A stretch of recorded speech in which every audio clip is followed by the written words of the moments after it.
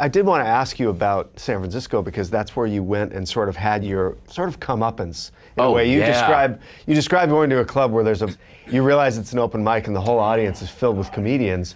And you describe going on stage and the evening ends with you going to a restaurant and tearing all these pages out of your notebook and throwing them away. And it made me realize that as a comedian, what works in your house in front of the mirror, you were missing the key ingredient of the education you need, which is to get up on stage. It was even weirder than that because I had gotten up on stage. I had been doing comedy at that point 4 years, pretty much nonstop. From 88 to 92, I worked the road. I did, the Tom Sobel's comedy caravan all through Kentucky and the South.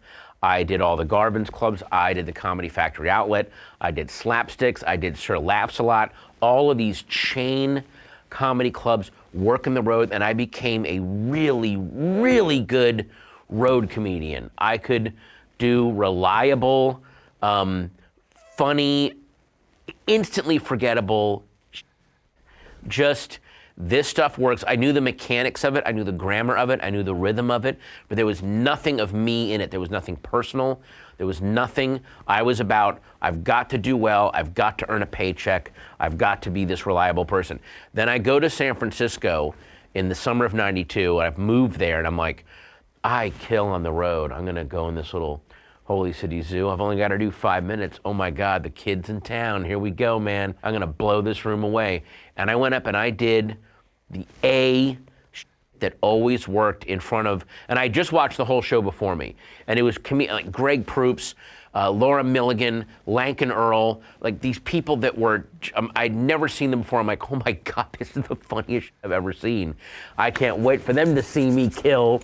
And I go up and I do all my killer stuff, and they didn't boo me or anything, but it was just this room full of genuinely creative people trying to push the envelope going, well, yeah, of course that works, that's fine. But like not laughing because I was just doing, and it was this weird, I was panicking because I'm like, why aren't I on that same level? Don't they know that I've headlined Cranberries in West Virginia? How dare they, And it's one of those weird moments too where, and I've seen, there's a lot of comedians, it's almost like that's your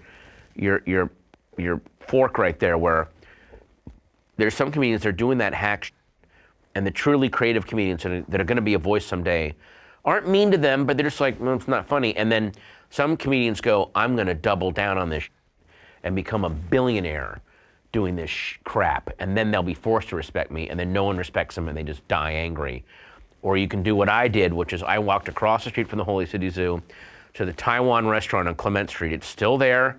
They still serve great food. I went there a few months ago, had my notebook. I tore out all the pages, all the jokes that I had, put it in the trash, and I just wrote May 5th, 1992, upper right-hand corner, and just started writing new shit. Hey folks, thanks for watching. If you like what you just saw, then why not subscribe? Click right here for lots more off camera. And if you want to see the hour-long version of these conversations, I'm going to give you the secret link. Here it is, offcamera.com. Check it out.